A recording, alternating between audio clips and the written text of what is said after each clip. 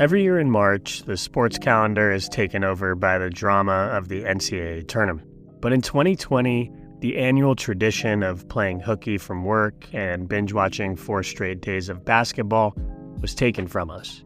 The pandemic shut down every ongoing sports season across the board, but while professional leagues were able to resume later in the year, college sports weren't as lucky, with no greater casualty than the cancellation of college basketball's signature event. Losing the tournament in any year is devastating, but losing this particular tournament was an especially cruel twist of fate. The 2020 season was shaping up to be one of the most unique and unpredictable years in college basketball history, with most of the major conferences lacking clear-cut title contenders. Additionally, many of the nation's top NBA prospects were stuck on underwhelming teams. Anthony Edwards, the eventual number 1 overall pick, played for a 16-16 Georgia squad. Future All-Star Tyrese Halliburton was buried on a 12-20 Iowa State team, and promising freshman James Wiseman played just 3 games before the NCAA ruled him ineligible. This power vacuum allowed several mid-major programs to step into the spotlight. While Gonzaga was a familiar force, programs like Dayton and San Diego State surged into national title contention. Could a mid-major have won the NCAA tournament for the first time since UNLV in 1990? Or would a traditional power like Kansas asserted their dominance in the end? Let's evaluate the 2020 contenders by measuring them against the statistical benchmarks of past champions, breaking down who best fit the profile of a team that could win it all. The first and most fundamental characteristic of a national title contender is its seeding entering the NCAA tournament. Since the tournament expanded to 64 teams in 1985, 34 of the past 39 champions have been top 3 seeds. The correlation is even stronger in recent times, with 20 of the past 22 champions earning a top 3 seed. Using the bracket projections from the website Bracket Matrix, the following teams were projected to meet this benchmark. You had 1 seeds Kansas, Gonzaga, Baylor, and Dayton, projected 2 seeds San Diego State, Creighton, Florida State, and Villanova, and projected 3 seeds Duke, Michigan State, Maryland, and Seton Hall. The most intriguing omission from this list is Kentucky. The Wildcats finished the season ranked number 8 in the AP poll, yet were only projected as a 4 seed, largely due to the perceived weakness of the SEC Conference, which featured only one other ranked team in number 20 Auburn. This Kentucky team would have been fascinating to watch in March. The Wildcats boasted a loaded backcourt, but since the SEC tournament was canceled, Kentucky missed the opportunity to improve their seeding and strengthen their case as a true contender. And given that advanced metrics rated them 29th in the country, it's unlikely they'd have seriously factored into the national title race. The next indicator of a title contender is offensive firepower. 19 of the past 22 national champions had a top 10 offensive efficiency rating. While the NCAA tournament is no stranger to magical runs, let's assume a typical champion features a top-tier offense and refine our list of contenders accordingly. Baylor is the most surprising cut, given that they went on to win the national title the very next season. Their 2021 team finished 2nd in offensive rating, but in 2020, they leaned on an elite top 5 defense, while their offense ranked only 17th. Baylor spent a large portion of the 2020 season ranked number 1 after a 24-1 start, but entered March on a skid, dropping 3 of their last 5 games. As they proved in 2021, the elite guard trio of Jared Butler, Macio Teague, and Davion Mitchell were capable of navigating through the tournament, but let's assume this squad was a year away, primed for a deep run in 2020 before reaching the mountaintop in 2021. San Diego State, a projected 2 seed, barely missed the cut with the nation's 11th ranked offense. The Aztecs had an electric season, with All-American guard Malachi Flynn leading them to a 30-2 record. With more basketball ahead of them, it's easy to have envisioned them playing their way into the top 10 on offense.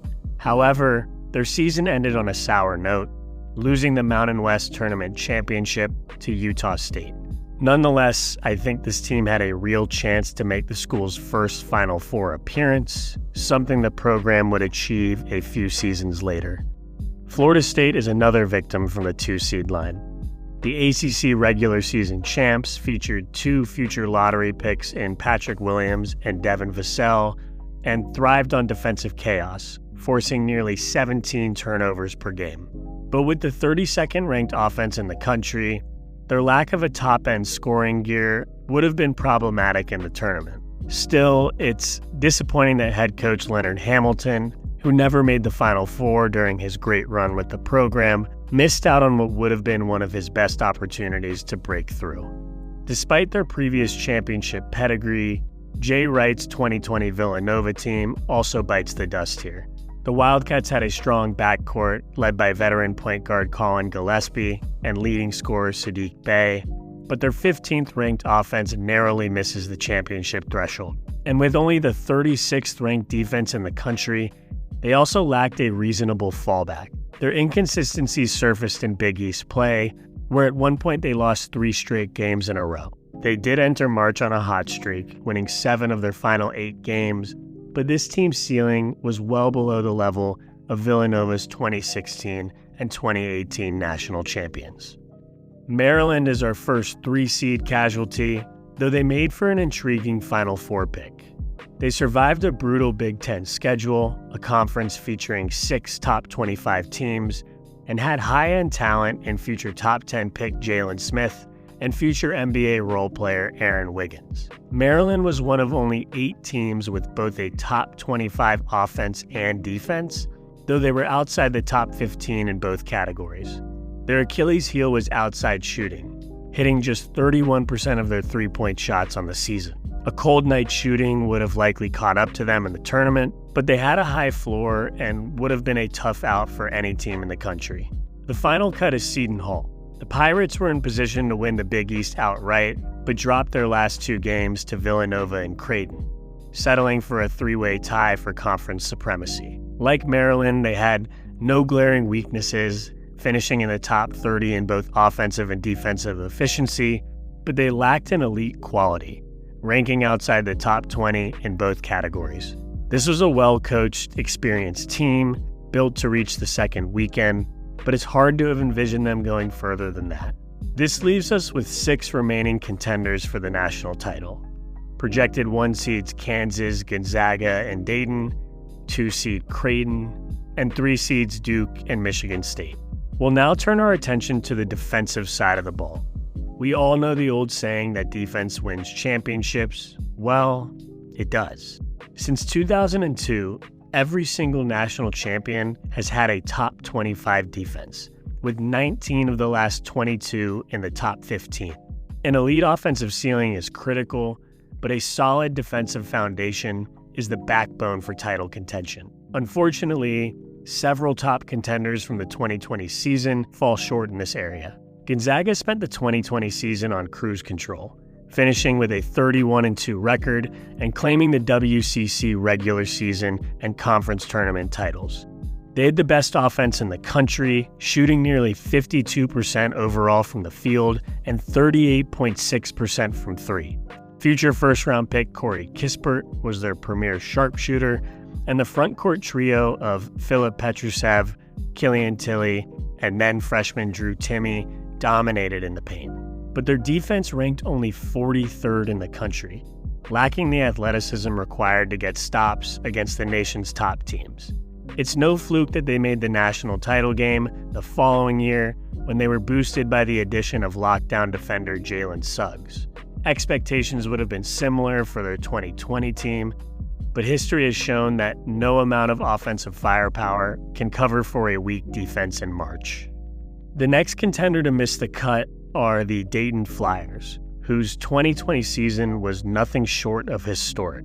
Dayton finished undefeated in the Atlantic 10, reached their highest ranking in school history, and featured the National Player of the Year in Obi Toppin. Like Gonzaga, Dayton had an elite offense, capable of scoring from every area of the court. They shot 62% on 2-pointers and 37% from 3. But their team sorely lacked size and rim protection.